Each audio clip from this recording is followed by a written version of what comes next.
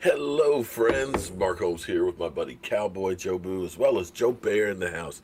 And as always, I want to thank you guys for watching, commenting, subscribing, and being part of the Joe Boo Sports Report. Without you guys, this doesn't work.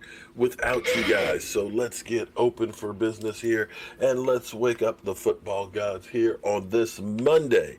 You know, it used to be I hated Mondays, but I look forward to Mondays because Monday nights we have our live stream, 9 o'clock Eastern, talking about what else? The Dallas Cowboys and all that is the Dallas Cowboys. It's been a rough offseason and rougher for some teams than others. In fact, today, friends, the team formerly known as the Washington Redskins will be no more. The Redskins. And it's kind of funny. I've had this bucket here for probably 7, 8 years, and I ended up putting the, no Redskin sign on there. And it seems like it's perfectly fitting today for once. I don't know if that was foreshadowing or what, but Dan Snyder is supposed to announce the new day of the Washington. We'll find out later on this morning. It's going to be interesting because now you got stuff that's now null and void. Like I have the little mini helmets, the little mini helmet sets that you can buy that I use, putting on the cockroaches and stuff. Well, now I got to get a new set. Can't use the Redskin one anymore because that won't be the Redskins anymore. So I guess in a way, this is a way of making more money for the NFL because people will go out and buy the new paraphernalia. In other ways, it'll actually increase the value, and I guess a lot of the old Redskins merchandise will become collectibles. And this is probably good news for the Washington Redskins through the course of the last 5 years, as everybody else seems to be making more money. The Redskins, they're still a valuable franchise, but they have not increased in value much as far as from a fan standpoint. So maybe this new change in karma will be the difference for them. And of course, today, it's Monday. We got today, tomorrow, and part of Wednesday for the Dallas Cowboys to get a long-term deal done for Dak Prescott. And this is just insane that it could be possibly that Dak Prescott has the highest cap hit in the history of football, with that $31.2 million.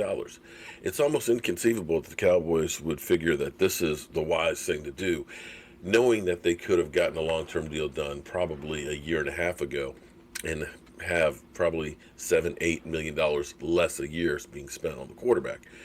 It's hard to think that they'll think that the price tag will get less in the future. Now, here's an interesting take on this.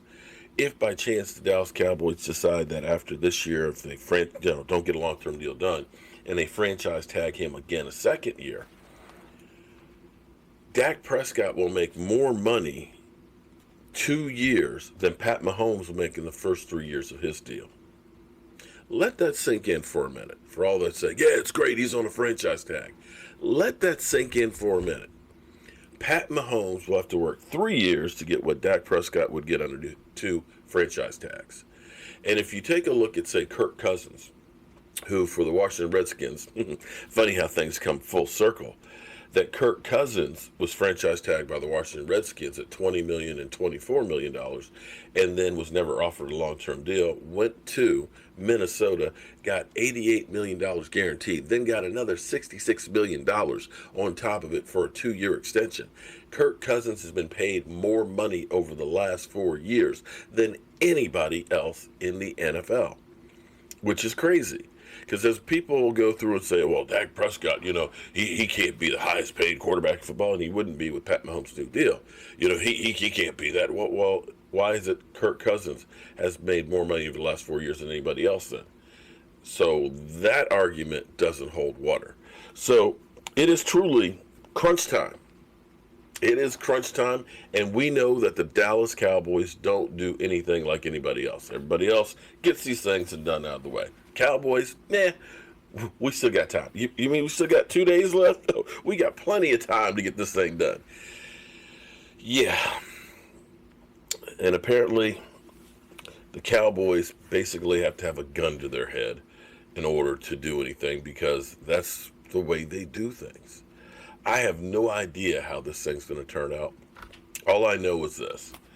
Unlike a lot of other players out there that have been tagged or have not gotten their contracts, you hear Jamal Adams, pay me or trade me. You heard Earl Thomas and seen Earl Thomas hold out all training camp and everything else because he wanted to get out of Seattle.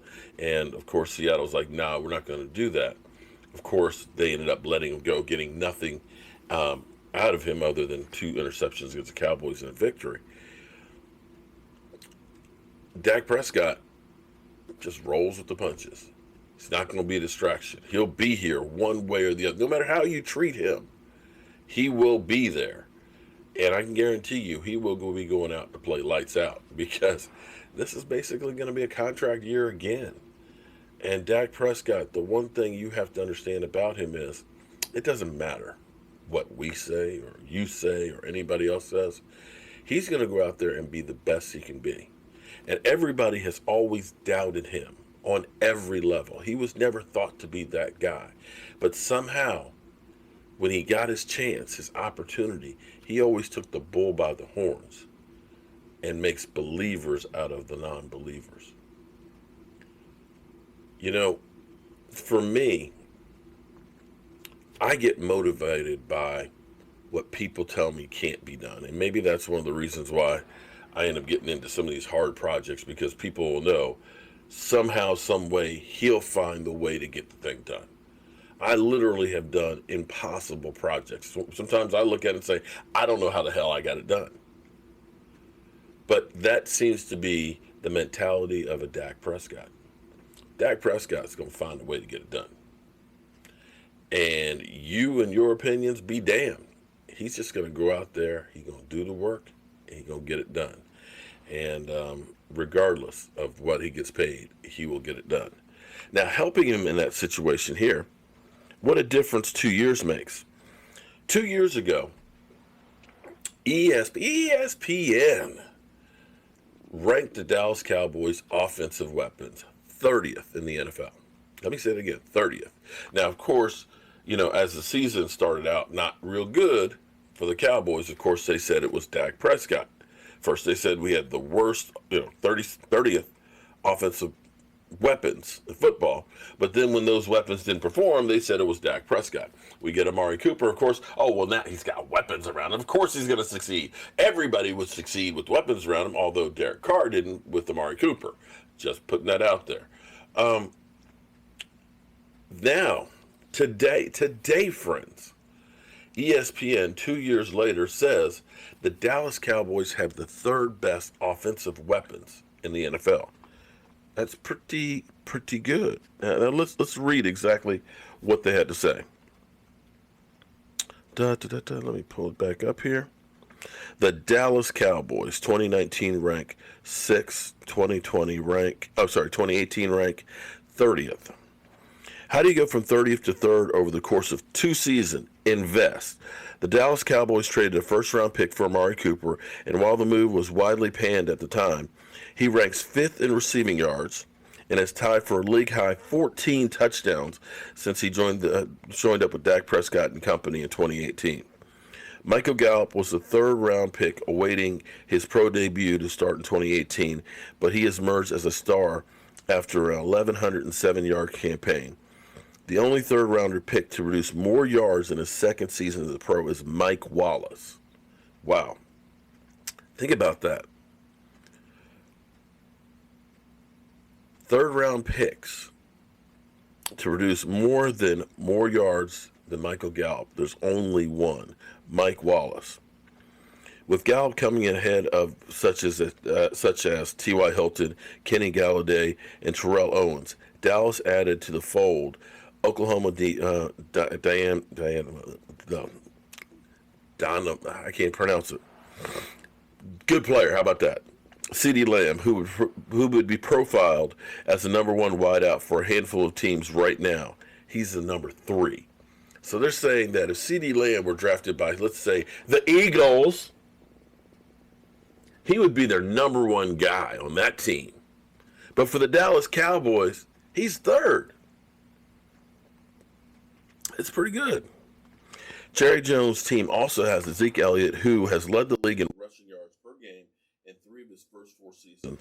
The only reason the Cowboys are third in this prospect of is because of the prospect of tight end group, for which Blake Jarwin will assume the larger role after Jason Witten left for Vegas. Jarwin was productive in a small sample last year, ranking 8th in the league in yards per route runs and 11th in yards per target. There's no way that he's going to see significant volume with the other 4 guys in the offense ahead of him. But if Jarwin can maintain this sort of efficiency, Dallas won't have any weaknesses. Sounds pretty good. From 30th to 6th to 3rd. And the nice thing this year is we're not dealing with any holdouts.